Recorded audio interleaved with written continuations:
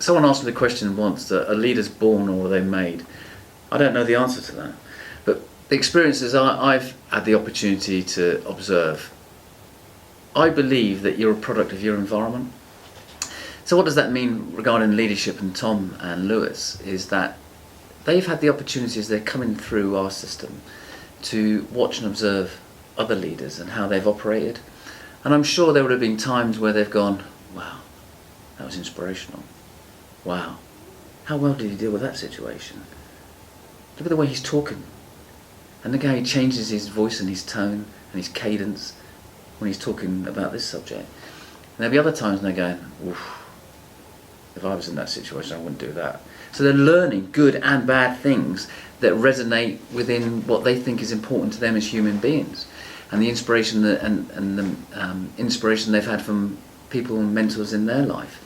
So I think we are products of the people we're surrounded with. I think they would have been inspired by some strong leaders, both from a good perspective and areas where they would consider not doing things the same way. But I think first and foremost is that they're true to themselves. They're their own person. And they've taken these experiences and considered how they could fit into their lives and their sort of style. And the other thing is that they've been very open to feedback. So as they've been on this leadership journey, they would have started on day one with quite limited actual practical hands-on experience. And you've got to allow them a little bit of space to make some mistakes and learn from things that work really, really well. But you've got to have the right people around them to support them through that and provide them with that feedback and allow them the opportunities again then to demonstrate learning moving forward.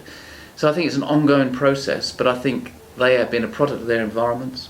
I think they're open to feedback, and lastly, and quite importantly, is that they've been true to themselves. Can you teach leadership skills? I think you can definitely share insights into what, from my perspective, what I believe are strong leadership attributes. And I think surrounding a potential leader with a number of different people who have good informed views presents a more holistic scenario for them to consider what's best for them. So you could surround yourself with Justin Langer, honest, hard-working. He is what it says on the tin. Or you could surround yourself with Marcus Trescothick. He is honest. They're a completely different character and a different way of communicating. If you were privileged enough to be working alongside both of them, you've got both those super strengths to consider moving forward. And I think it's really, really important recognising what someone does really, really well and how that could fit into my style of leadership, but also being open to, well, that's slightly different, but also I need to consider how that style could really fit into my leadership to make me more of an effective leader. And I think it's really important to read, to be a student of leadership, and understand what the vision is, where we're looking to go, how we're going to get there. Being realistic, we may have all the attributes we need to be able to achieve the objective we've got, or actually there's a few gaps. We need to be a little bit more realistic about how we manage those, and then having the support around you to be able to manage yourself through that situation. And you've worked alongside a lot of captains since you've been involved with cricket, but you've also worked alongside a lot of leaders when you were in the Royal Marines.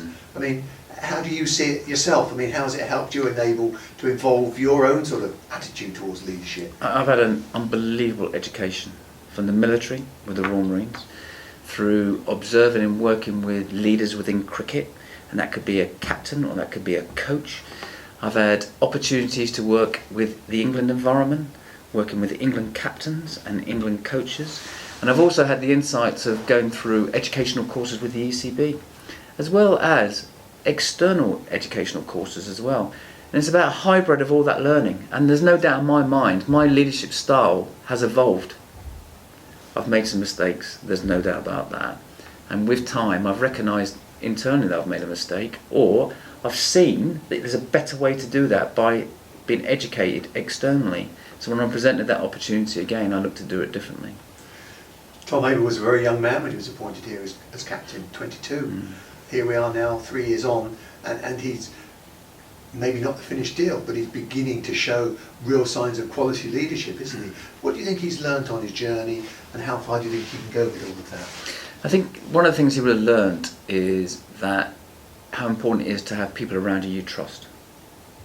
To have people that, when you're unsure about something, you can go and ask for their view.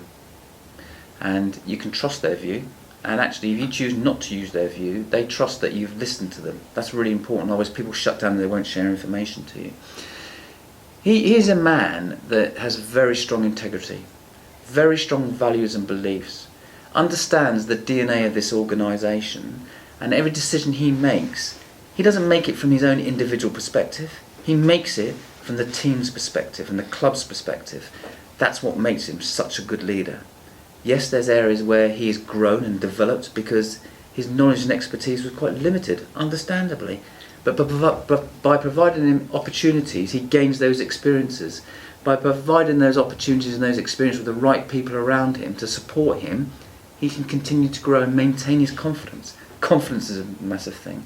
And he enabled himself to maintain his confidence through thick and thin. And he's been significantly challenged.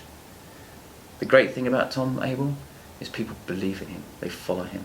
And one of the greatest attributes you've got to have as leadership is followership. And he gets people behind him.